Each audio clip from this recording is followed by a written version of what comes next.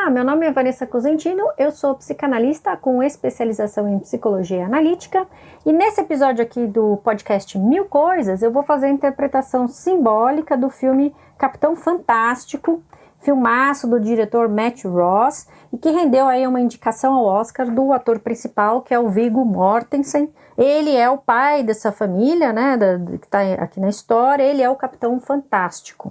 Bom, como eu sempre aviso aqui, todos esses meus vídeos sobre interpretação, eles têm spoilers. Esse filme não é exatamente um filme de suspense com muitos spoilers, ele é um filme de drama, mas eu vou ter que antecipar algumas coisas aqui. Então, se você quiser assistir primeiro, acredito que o filme agora, enquanto eu tô gravando, tá lá na Prime, né, na Amazon, no canal da Amazon, você assiste e depois volta aqui. Se não, ouve aqui a interpretação, porque na verdade é o que eu falei, esse filme não tem grandes mistérios, suspense, ele é mais um drama com toques de comédia, falando aí sobre uma família é o pai, né, que é o Capitão Fantástico, com 6 filhos. E logo de entrada, isso aí já tá na sinopse do filme, a mãe, né, dessa família, ela morre, e então eles têm que ir pro enterro, né, dessa mãe. Então é um filme típico que a gente chama de road movie, é um filme que se passa na estrada, no deslocamento. Então essa família entra no ônibus, vai até o funeral, encontrar a família da mãe, que é a Leslie, né, que é a mãe dessa família. E aí, como é tradicional nos road movies, os personagens vão passando por uma transformação, né? Então, há um paralelo aí entre a viagem para o destino final, que seria o funeral da mãe, e a transformação, né? A viagem interior desses personagens. Então, a gente vai entender que viagem é essa aqui. É um filme que traz muito o masculino, a alma masculina, por isso que eu acho muito interessante falar sobre ele, e como o feminino, ele promove as transformações, tanto na história, então as participações femininas promovem a transformação desse masculino, como também simbolicamente o masculino faz as suas transformações internas a partir do encontro com a sua contraparte feminina, a ânima, né? Então é quando acontece esse casamento entre o masculino e a sua ânima, ou seja, que está no seu inconsciente, é que o masculino se transforma. Então eu vou explicar isso melhor no filme, mas isso aqui já é uma leitura da psicologia analítica, né, sobre a história. Bom, qual que é a história? Então, essa família o Ben, né, que é o Viggo Mortensen, que é o Capitão Fantástico, eles moram na floresta, uma família de 6 filhos, é escadinha assim, então tem 3, se eu não me engano, 3 meninos e 3 meninas, e eles vão alternadamente, então mais ou menos uns 7, começando ali, o filme, né, retrata as crianças mais novas com 7 anos e os mais velhos ali entre 18 e 17 anos, né? A cena inicial, a abertura do filme já é uma cena impactante. Essa família tá num ritual, eles estão, o mais velho, que é o Bo, fez 18 anos e ele tá todo mundo ali na floresta, e o Bo vai caçar um animal selvagem, né, representado ali pelo cervo, que é uma criatura, né, o veado, enfim, ele é uma criatura muito simbólica, em alguns lugares ele é uma criatura de poder de algumas tribos, ele representa a inocência, né, a sabedoria, em algumas mitologias ele é uma criatura mágica, ele vai aparecer ali no Crepúsculo, enfim, vários filmes ali trazem essa caça desse animal, que é considerado ali muito simbólico. Então o Bo caçando sozinho esse animal para fazer esse ritual de passagem entre o que era o menino e o que é o homem, né? Então a família toda está acompanhando. Quando ele caça o animal, o pai vai lá, tira o coração do bicho e faz com que o Bo coma esse coração cru, né? Então é uma referência aos rituais de tribos, ancestrais ali que fazem essa passagem, né, essa marcação ali através de uma prova de força, de coragem, que o menino deixa de ser menino e passa a ser homem. Isso é muito comum até hoje em dia. A gente tem alguns ritos de passagem em algumas religiões, por exemplo, o Bar Mitzvah, né, que é ali a passagem do menino para o homem. Então no filme tem essa representação ali, já trazendo essa marca de que essa família é uma família diferente. Né? Você já começa a falar, opa, essa família aqui já não é comum. Todo mundo junto, fazem o ritual, né? E ainda o Ben, né? Ele fala, o pai fala, onde aqui morre o menino e nasce o homem. Bom, o filme então vai apresentar o estilo de vida dessa família, uma família então que mora na floresta, que constrói a sua própria casa, que vive ali de uma maneira isolada do mundo, que caça a própria comida e cujos pais, né, tanto o Ben como a Leslie, fizeram questão de educar esses filhos de uma maneira muito crítica, né, em relação à sociedade. Então eles saem da sociedade, vão lá para a floresta, porque eles consideram que a sociedade americana ali é uma sociedade doente. Então a gente tem o filme todo, o embate entre dois polos. A gente tem o primeiro polo, que é essa família na floresta, uma família que faz tudo junto, em que elas são educadas para terem um olhar crítico, elas têm um refinamento, né? Elas leem livros sobre filosofia, elas aprendem sobre música clássica, grandes clássicos da literatura. Então, todos eles ali, até os menores, conhecem os direitos, né, a Declaração de Direito Civil ali dos Estados Unidos.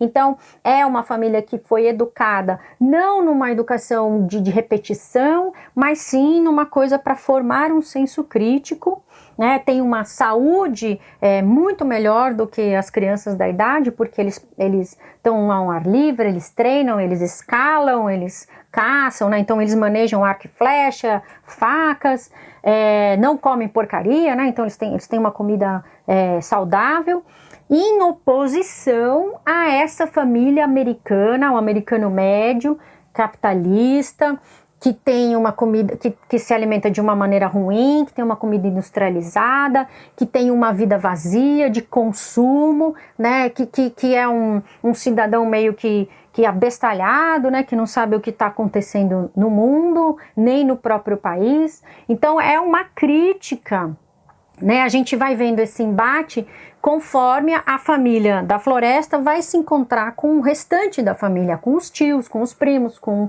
os avós. Né? Então, o que o diretor quis mostrar aqui, a visão do diretor é essa crítica à sociedade capitalista versus essa sociedade teoricamente igualitária na floresta, uma vida mais natural, né? Uma vida mais rica de propósito. Enfim, esse é um primeiro olhar. Bom, aí essa família tá lá vivendo a vida dela quando a mãe tem problemas de saúde mental, ela é internada e aí vem a notícia de que essa mãe morreu. Isso tá na sinopse principal, tá? Então eu também ainda não entrei nos spoilers, mas vamos lá. Então essa família decide que eles vão para o funeral, apesar de que o sogro não quer que eles apareçam, porque sabe que eles vão aparecer de um estilo de vida diferente, que provavelmente eles vão causar algum constrangimento ali na cerimônia. Já existe uma dúvida não, mas já existe ali um desentendimento, porque a Leslie, ela quer ser cremada e a família quer enterrar, né, a família ali do avô quer enterrar, então logo de cara você já vê essa oposição. E aí eles vão decidir que vão de qualquer maneira, né? E o filme vai se desenvolvendo aí nessa viagem. Coloca todo mundo dentro do ônibus e vamos lá. E quem é esse Capitão Fantástico, né? Então, esse pai, num primeiro momento, ele apresenta ali, ele é uma figura de um homem vigoroso, um homem no auge da sua potência masculina, um homem que tem autoridade, um homem que tem força, um homem que tem controle sobre os filhos, que tem controle sobre si mesmo, por isso que ele é fantástico, né? Que homem é esse, que homão é esse, né? E você tá ali vendo que quando ele recebe a notícia da morte da esposa, ele não derruba uma lágrima, ele não se altera, né? E ele vai contar para as crianças sobre a perda da mãe, fala de uma maneira muito direta, muito objetiva, inclusive a mãe, a gente fica sabendo que ela tirou a própria vida, e ele então conta isso para todos os filhos, até o de 6, 7 anos, sem muito eufemismo, né? Vai direto assim, é isso, sua mãe morreu, ela tirou a vida, tá. Então as crianças choram, mas no dia seguinte esse pai tá de novo no seu dia a dia. Então coloca eles para fazer os exercícios físicos, eles vão escalar uma montanha num dia de chuva. Um dos meninos, o Raylian, vai se machucar, isso é importante, né? Depois a gente vai retomar isso. Então é um pai que ele representa um pouco esse ideal desse masculino que não entra em contato com seus sentimentos, que não demonstra fraqueza, que não para o luto e não permite que as suas crianças façam isso, né? Então a gente tem ali um primeiro olhar assim, tipo, né? Esse pai um pouco autoritário demais. E aí, como eu falei, né? A gente tá vendo os dois polos,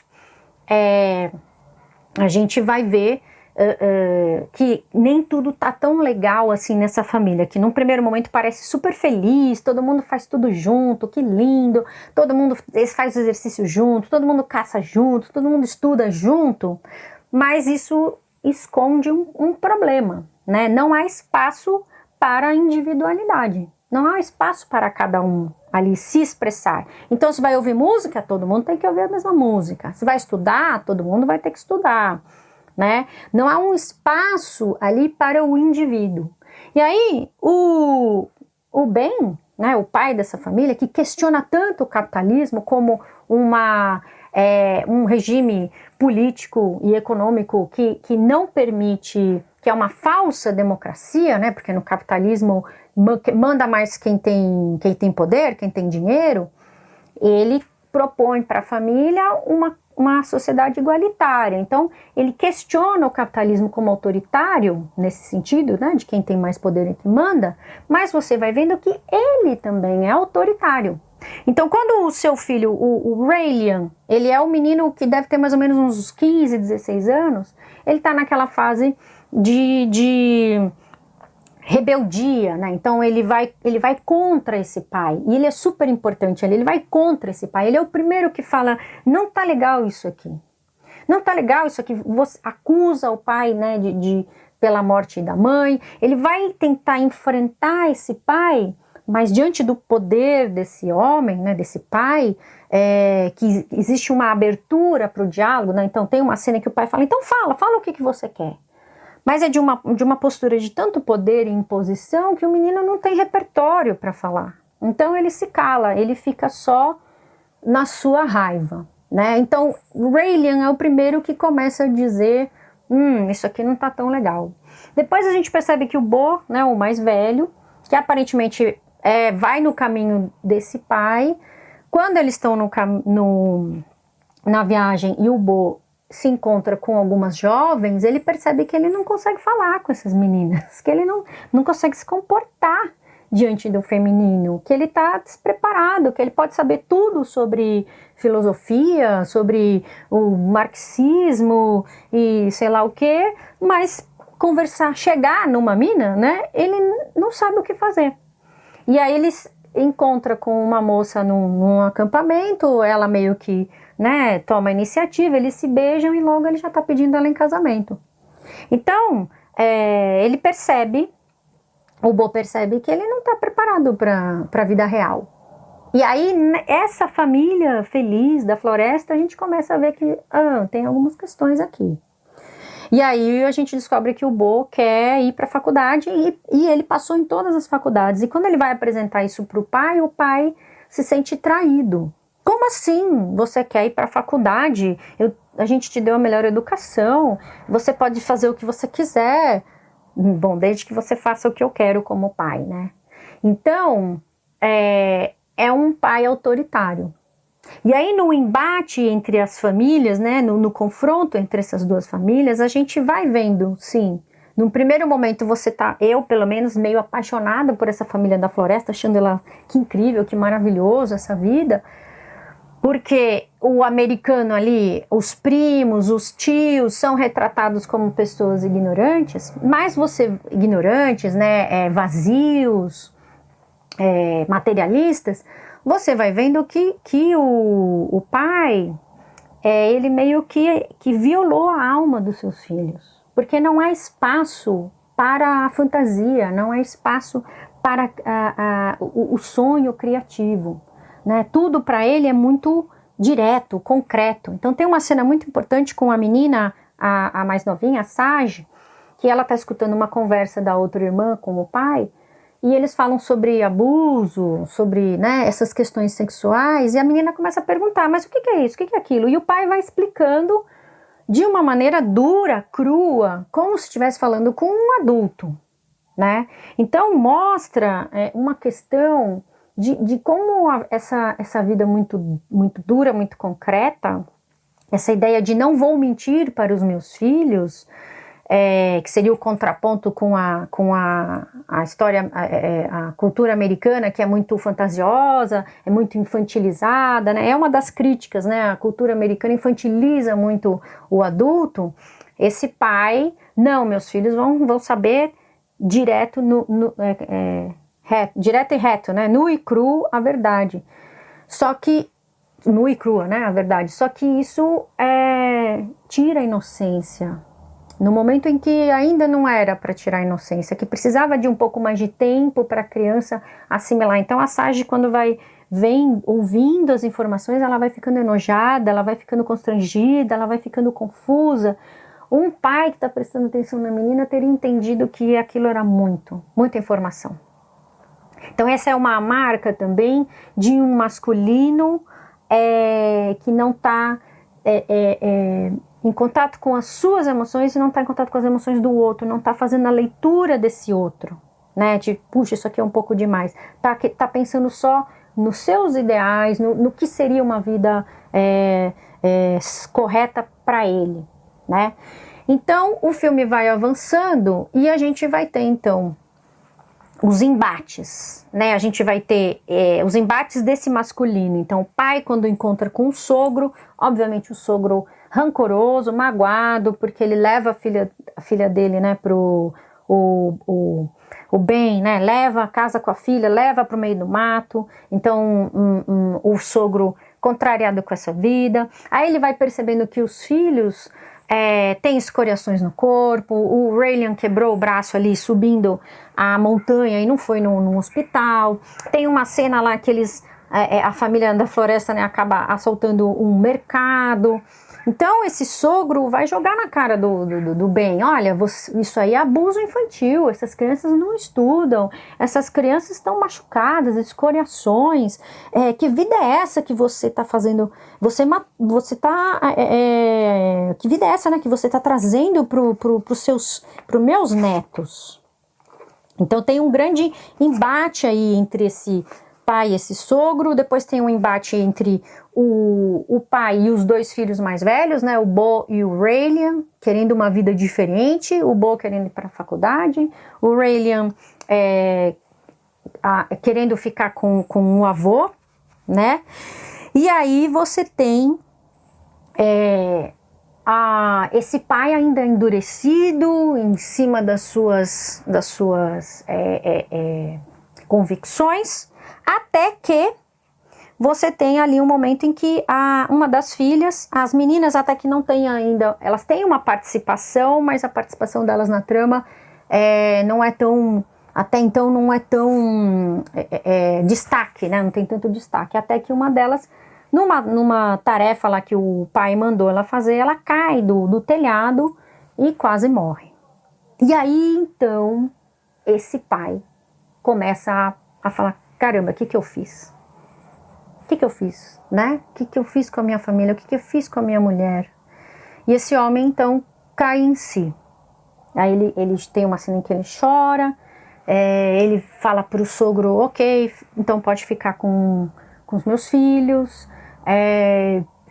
Eu realmente não sabia o que eu estava fazendo em relação a Leslie, né, a minha esposa, ela tinha uma doença mental. E aí esse homem, então, ele, que até então parecia, né, alheio a tudo, ele cai em si, gente. Cai em si e começa a admitir a dúvida, ele admite as emoções, ele chora, né? Ele cede. Então, por isso que eu falo, esse filme ele fala da alma masculina, desse estereótipo desse homem poderoso, mas ele traz um personagem que facilmente a gente poderia chamar ele de hétero top e ter raiva dele, né? O Ben. Ou então se identificar como um machão, mas que ele no filme, então na sua trajetória, nesse road movie, ele vai mostrando todas as suas camadas, né? Ele é um homem que está atormentado, que sente saudade dessa mulher perdida. Então é por isso que eu falo que olhando assim o filme, você tem o feminino. Então, o primeiro feminino que começa a promover a mudança, a Leslie, quando ela morre. Qual é o outro feminino que promove a mudança? Quando o Bo encontra as mulheres e vê que ele não sabe nada. Até então ele achava a vida que ele tinha ali com a família ótima. Então as meninas mostram para ele: se você não sabe nada, não sabe lidar com o mundo. Aí a Sage, que é a menininha mais nova, você vendo ela ali sendo a sua inocência sendo tirada pelo pai, trazendo as informações muito duras, e a menina que, eu não vou lembrar o nome dela, acho que é a Vesper, que vai para o hospital, quase morre. Então é o feminino que promove a mudança desse masculino. E aí então, depois de todos esses confrontos, ele cede e finalmente ele abre-se ali uma terceira via, né? Ele conversa com esse avô, enfim, ele ouve os filhos dele e surge uma terceira forma de viver. Não é mais na floresta, não é mais assim no meio do mato, tão isolado, né? Então, o filme se encerra com essa transformação e esse terceiro caminho, né? Nem tanto lá, nem tanto cá. E aí, como é trazendo para a psicologia analítica, gente, é o que eu falo bastante. A nossa psique, ela tem a tendência de ficar num polo. Então, só uma coisa é certa, só isso é o correto, todo o resto é errado. Então, perceba, as pessoas que você conhece, nas posições mais radicais, a gente entende isso como uma psique doente, né? Ela não é saudável, você tá fixado num polo, você não muda de opinião, você não cede, esse pai, né? Tá tudo dando errado e esse homem não cede, não põe a mão na consciência. Então é a primeira parte do filme. Então, o filme mostra as polarizações, então a gente pode pensar numa psique que escolheu um lado ou um outro, mas que aí, como é a cura? O que se busca quando vai fazer uma terapia da psicologia analítica? É o acordo entre os polos e uma terceira via. Então é ceder em algumas coisas e fazer um movimento, né, psíquico, ou seja, um movimento da sua vida, uma transformação em que você acomode os dois polos e chegue numa terceira via. Então, o que o filme faz, a resolução do filme, seria a resolução de uma psique que se curou, que chegou que saiu de uma posição muito polarizada, numa posição em que só eu tenho razão, só a minha vida que é a certa, só as minhas escolhas que fazem sentido, todo o resto está errado, né? Os dois estavam desse lado, o sogro de um lado, o Ben, né, o pai, do outro. E aí as interações vão trazendo esses choques esse movimento e esse feminino vai trazendo a transformação, né? E aí, fazendo também uma referência a isso, né? Quando eu abro aqui o episódio falando que dentro de cada homem tem uma contraparte feminina, dentro de cada mulher tem uma contraparte masculina. E quando a gente casa essas duas partes, chamado de casamento alquímico, é quando a gente consegue o melhor dos dois mundos e chega nesse lugar de terceira via de equilíbrio. Então, a contraparte feminina do homem chama-se ânima, e ela vai se manifestando ali através dessas mulheres da vida dele. Então, as filhas, a mulher, se ele tivesse uma mãe, se aparecesse a mãe, né? Então, as figuras femininas que aparecem para o homem, elas são essa representação, né, dessa ânima, dessa contraparte ali feminina. Então veja que bonito, ele cede, acontece a transformação dele quando ele encontra, né, ele vai reconhecendo esse feminino dentro dele, ou seja, a capacidade de entrar em contato com as emoções, a permitir-se ter dúvida, permitir-se mudar de ideia, permitir-se voltar atrás, né? Então ele sai de um lugar de poder, teoricamente masculino, né? Em que eu mando, eu tenho, e vai para um lugar ali de compaixão, de empatia, que é tido um lugar mais feminino, né? De comunicação, de flexibilização. Então olha que bonito, a mensagem aqui do filme que a gente pode olhar de uma maneira mais profunda. A gente tem então a floresta como o inconsciente. Na floresta vai aparecer em diversos filmes, contos. Toda vez que aparece floresta, você fala assim, inconsciente, né? Porque é esse lugar diferente, selvagem, né? Dos nossos primórdios. Então a família, a gente pode pensar assim, morava nesse inconsciente, indiferenciada, era um bololô ali, todos os filhos e pai e mãe, tudo junto, tudo misturado, que tem uma própria lei, porque o inconsciente não é um lugar sem lei, tá? O nosso inconsciente, ele tem as leis próprias. E aí, quando essa família sai desse inconsciente, sai desse paraíso, né, esse lugar idílico, e dá de cara com o mundo real, o mundo concreto, né, que é o mundo da família da Leslie, sogros e tal, sogro, tio, é um encontro entre o inconsciente e o consciente. E aí precisa existir e é geralmente o que acontece com a gente, né? A gente tem um choque entre os nossos desejos mais íntimos e a lei e as regras, que é o consciente, né?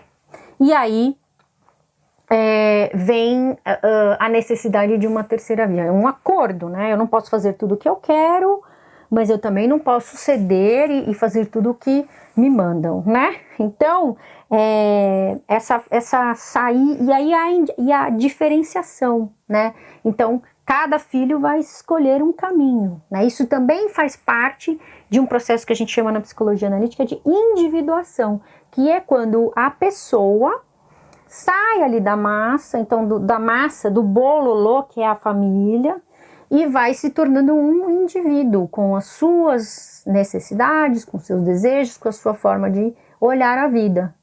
Então ele vai se individuando, né?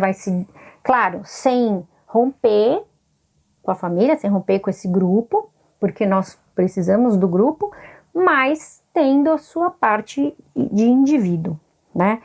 Tendo esse processo ali de haver-se consigo mesmo, encontro com a sua essência. Então, o que o Bo quer fazer? Ele quer ir para a faculdade, ele quer sair dali, né? Então, ele é o primeiro que começa esse processo, porque ele é o mais velho.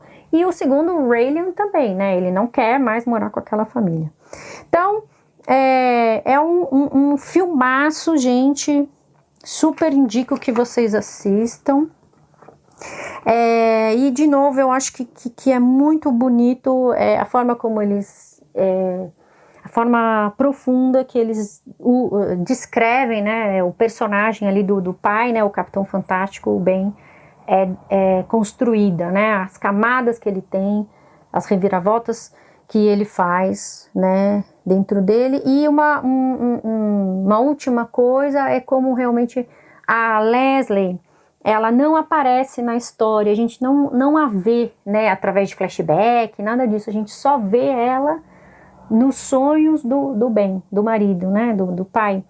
Então, é mais uma indicação ali de que ela é essa ânima, né? Ela só tá no inconsciente do bem, ela não tá ali fora, né, gente, no mundo real. Ela aparece em foto, em algumas falas, mas a gente vai ver mesmo ela, o rosto dela, enfim, a voz dela nos sonhos do bem. Então, é mais uma indicação ali dessa ânima, né? Só existe no inconsciente desse homem, simbolicamente ali no filme.